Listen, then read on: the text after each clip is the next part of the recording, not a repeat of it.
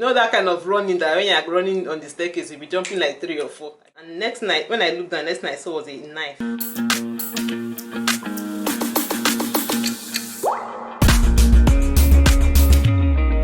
Hey guys, welcome to my channel. My name is Felicia. I'm a Nigerian YouTuber based in Lagos. So if you're new here, thanks so much for clicking on this video to watch me, and if you're a returning subscriber, thank you so much for always coming out to watch me. Thank you. Okay, so in today's video I'll be giving you guys a little bit of gist. Yeah, so it's still something bothering around what's happening in Nigeria right now.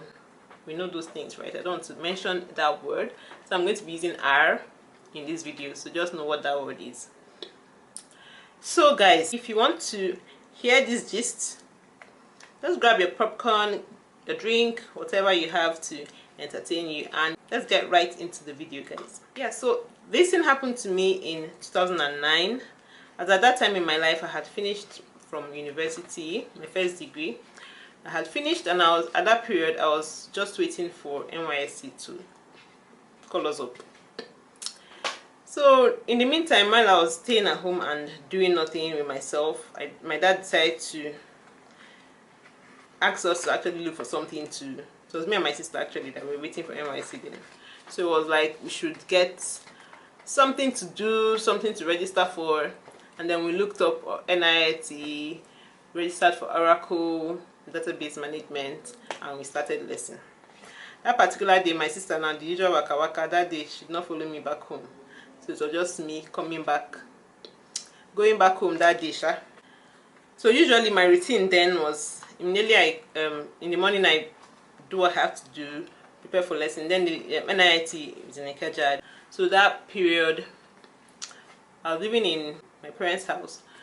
So that fateful day, so it was like every other normal day. I went to school, came back in the afternoon because it's the morning. So the morning program, so it's not like I came back late at night. So I got back in the afternoon. That afternoon was it's very like a very vivid memory in my head. I can never forget the afternoon. That day I dropped in front of my clothes. As I got into my house, like close to my house, I noticed that my aunt's shop is in front of my dad's house. So it was open, she was there, I greeted her. Then there's a barber's shop that used to be there beside her shop. I noticed there was a guy sitting down there. I knew the guy's face. He's like a normal neighborhood, all these guys in the neighborhood that's around. You know their faces, but not like you talk to them. So I noticed he was there. I overlooked him, because obviously he's free to sit anywhere he wants to sit, right? So I didn't take much notice to that, but I know I saw him sitting there. Then I greeted my auntie and I went upstairs. Usually immediately I come back, I just dive straight into the kitchen, because then my little sister, she's not my blood sister, but she's my cousin and she grew up with us, so she's like my little sister. Yeah, so she was in school then, I think primary school, 2009. I think she was still in primary school then. Yeah. So usually when I come back, because my lesson was, I think it was 9 to 1, I come back early because then there's no traffic. So say 2 o'clock I'm back home. So immediately I come back home and primary schools close around that time. So I just dive straight into the kitchen to prepare something before my little sister comes home. So that's how I entered. When I entered the house, when I got upstairs, I just went straight into the kitchen and started cooking beans. I was cooking beans that day. So I didn't bother going upstairs to change my clothes or anything. So I just went straight to the kitchen, started with the cooking of the beans. And next thing, somebody knocked on the door. My first reaction was like, he's knocking, like, who's coming at this time? But then again, I felt, okay, this could be my family friend because they live just close to us, and maybe he might have seen me walking in. So I felt okay, and he was around and we were really close at that period. So I was like, maybe he's the one, let me go and open the door. When I got to the door, we have a peephole, but I didn't bother looking at it that day. I just asked who it was. And because it was broad daylight, like I wasn't expecting what was about to happen. So I didn't really take extra caution, which we actually need to do that because times are bad now. take caution. Like, even if your friend is coming, I don't know, just take caution, because you don't know what is happening in somebody's head. You don't know what someone has up in their head for you, because a lot of things that are happening now are the people that you would even least expect it from. So just always have that at the back of your mind, that you only know yourself. Let me not digress, let me get back to my story. So now I went to the door. I asked who it was, and he said it was a plumber. I was like, plumber. Is the plumber coming? My dad didn't tell me. Usually my dad would tell me that carpenter is coming, so is coming. But my dad didn't tell me that day that anybody was coming now. So I was like, okay, well, since it's the plumber, and usually my dad uses the same, what they call them, the artisans, or I don't know, these guys, these handle guys now. So I was like, let me just open the door and tell him that nobody's around, my dad is not around, that he should come back later in the evening. So now I opened the door innocently. Next thing, I saw somebody wearing a black shirt, a black t-shirt with his face covered with clothes, black clothes join. I'm like, my first reaction was not fear. I was not afraid, because already in my mind I already felt this. When I heard the knock, I was like, in my head it was my family friend, and he might have seen me coming, so that's why he's coming to knock. That's how I kept looking at this guy. I was like, as I was looking at him, he started coming into the house, and I started moving back. Like, I was moving back, I was not scared. I was like waiting for him to say, fear, remove the thing from his face, and be like, fear, say I even caught you today, that you can fear for Africa. So that's what I was expecting. I was not still thinking this is a petty thief or someone that had extra agendas. So I kept moving back till I got to the point, because in my dad's house, like the back door, from the back door leads to the kitchen, and from that back door there's another staircase leading upstairs into the living area. So that staircase now, because I was moving back from directly in front of the door, I had gotten to the point where the staircase, like, I couldn't continue going back, because for me to enter keep going back, it means I have to bend. So I got to the point where my head was hitting the lower part, the under of the staircase. So when I got to that point, there was nowhere else to move to, and the person that was moving towards me was not still removing the thing and to tell me, because it's a really short space. It's not like it's a very long space. So everything happened really quick. So when I got there, I was like, I looked down, like, because I already reached there, my head was already hitting the staircase. I looked down, and when I looked down, next thing I saw was a knife. The guy was holding the knife down, pointing it towards me. Hey, God. Nearly I just saw the knife. My whole body, as if, I don't even know how to describe it, like my body was, let me just call it adrenaline, because that's the only thing that can make you feel that way. I was not feeling any other thing, but all I was just feeling was defend myself. I just started shouting, Jesus help me, Jesus help me, Jesus help me. And then I just started shouting, Jesus help me, I just grabbed his hand and started pushing. Guys, I don't know that I had that strength until that day. For me to be pushing a guy that's bigger than me, I don't know where that strength came. And all I can just say is God that just helped me that day. So I just held his hand and started pushing him out of the door. So I don't know how, I don't know, but I already calling God to help me. So he had to just help me that day. So I just successfully pushed the person out of the door. As I was pushing him, he fell out, like fell on his back outside the door. I just grabbed the door and I closed the door. Immediately I closed the door, I ran upstairs. Like, that kind of running, that when you're running on the staircase, you'll be jumping like 3 or 4 at the same time. I ran up. When I got upstairs, I started shouting the Megad's name. Then I didn't even know where he was at that time, for him not to have seen the guy. I shouted, I asked him that, didn't you see anybody? Did anybody run out of the gate? That I should check, that somebody ran out of the gate, that I should check. He said he did not see anybody, so he went out. Immediately I told him that he should check. He went out of the gate. And as soon as I was going out of the gate, the vulcanizer that was walking outside, because we have some mechanics in front of walking around on our streets. So the vulcanizer that was there now asking that he saw, so he called the guy's name because he knows the guy, saw him running out of the gates, waiting to happen, all those kind of things.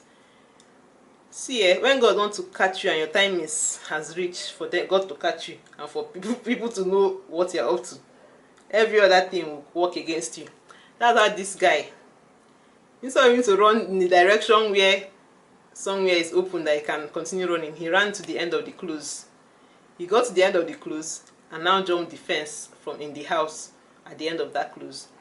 While he was doing that, someone else in that house saw him, and as I said before, he's a familiar face in the neighborhood. So that guy, the man there too, also saw him jumping on the fence. So we had gotten our culprits. I called my father immediately, and he ran back. My dad does not use ear to hear this kind of thing. His daughter, he ran home. That's how he called the police. The guy, when they went to the guy's house, the guy was not there. I think the mom was around, so they searched the house and they found the clothes that I had already described to them that the person was wearing. So they found the clothes there. It was just a plain, I told them it was a plain black shirt with like a design on it, and then he was also wearing another clothes black on his face. That's how they got to his house. So they found exactly the 2 pieces of black clothing that I described, and then they waited for him to come back. When he came back, they arrested him, questioned him. Obviously he was denying, but you will know when they've caught a thief. Why were you running out of my compound? Why did you run to jump fence? There was no way he could even lie out of it. So they took him to the police. I and my dad went also to the police station. So I wrote my statement, I wrote what happened, and then they locked him up. Later on, the next day, they transferred him to Panti. We started going to court. My dear brothers and my sisters, it's at this point that I just gave up on Nigeria, and in fact, our system is just messed up. Let me just continue the story. So we start going to the court now. The first month we go for hearing. Their journey. The first time he came, he didn't have a lawyer. He said he didn't have money to call a lawyer. They directed him to where he can go get free lawyers and get a lawyer. He should get a lawyer, and that it was going to be adjourned. Month 2, the guy came again, no lawyer. I don't know. I guess he just knew that if he didn't have a lawyer, there won't be any hearing. So month 2, no lawyer again. Case was adjourned. Month 3, I can't remember what happened, but I don't know. I think did I even ever get on the stand to do that thing this way and say the account, give an account of, I think I did that.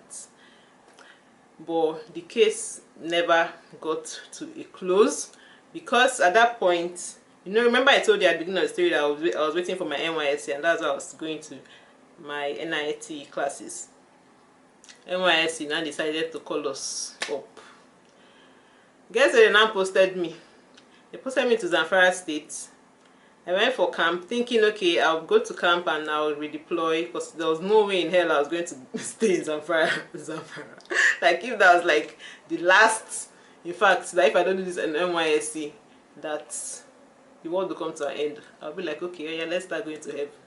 So I didn't even think I was going to be stuck in Zamfara there. So after camp, I tried redeploying, it didn't work out, so I was now stuck in Zamfara. There was no way I can start coming from Zamfara to Lagos to come and sit for a case that went on for how many months before I was called. So my dad just had to drop the whole thing. So he dropped the case, so he didn't continue. There was never a close to that case. The thing that boggles my mind like right now is, number one, I don't know what he came for. I don't know if he came to army. I don't know if he came to Kuku take my life. And that thing I kept thinking, I'm like, can it be? Is maybe ritual things, like kill someone and take, I don't know, I don't want to say all those things. I don't know if I can even be saying that word, okay, in this video. But in fact, there were so many things running through my mind. I didn't just know what his agenda was, and that thing kept like bothering me for years. Like, what did this guy come to do? What could have been my fate if I didn't gather that strength? If God hadn't helped me at that time, what would have happened to me? These are the questions that even up to today I can't even answer that question. So there's not really any closure yet, but I've moved past it. But even at this my age now, I think sometime last year I saw that guy in my neighborhood. For every time I see that guy, all these things come back to my mind. He might have changed now, he might have become a good person, but I cannot forget the fact that that matter didn't end. I don't know what his agenda was. I just had to let it go, because at that point there was nothing really I could do. When that thing happened, stories started coming out how, because he was all these carpenters boys, what they call them, apprentice. So an apprentice to a carpenter. So anytime he goes to work with his oga, the guy, instead of him to, he will go and do the work he's going there for, he would just find a way to get the person's key, cut the key, and go back to that house, and nobody's there to steal things. So to show you that this guy is just a criminal. Anyway, all those ones are unanswered questions I don't have answers to, thanks to Nigerian system. Even though, yeah, I can't stop my life to try to get to the bottom of this. NYC that I've been waiting for how many months, and now say, okay, because I have this case, I will now go. I just carried my car and went for my NYC, and thankfully I didn't even come back. Thankfully I didn't redeploy, because at the end of the day, that's why I met my husband. We were both posted to Zamfara together. By now, if I had redeployed, I'd probably be somewhere, I don't know, who knows. If I had been redeployed, I wouldn't have met him. So everything just happens for a reason eventually. Bottom line of this whole story is, guys, girls, if you're doing crazy things like this, you need to stop. In as much as it's like, guys, there are a lot of things like, hey, guys do this, guys that, guys this, even girls do these things. This whole thing just needs to stop. We need to see ourselves as humans. Like, look at someone and all you're seeing is a toy, or you're seeing someone you can use or manipulate or take advantage of. It's just crazy at this age. And the worst part is that even the educated ones still do crazy things like this. The worst one that I cannot even, I can't even think of, like, what kind of monster that person is when you now do it to underaged children. God, please, I'm not going to go into all that, because these past few days or the weeks of all these things happening has just been crazy. I don't even bother myself to read details, because I get more angry and more, and like, I don't get it. It's now just, it's like every day there has to be one case or the other. Anyway, it brings us to the end of this video. We're done. I'm done with my story. If you enjoyed this story and you want to hear more stories from me, please do let me know in the comment section, and I'll be right down there waiting for you guys, and let us talk. If you've experienced similar things like that, let me know in the comment section. And if this video was interesting, just leave a like. If there's anything you want to let me know about my story, let me also know that in the comment section, okay? And see you guys in my next video. If you haven't subscribed, please, I beg you, just click the red button. Is it on this side or this side? Just check. You see one red, shiny red button. Just click that button and you'll be subscribed. Easy peasy, okay? Thank you guys for watching me to the end, and see you guys in my next video. Bye.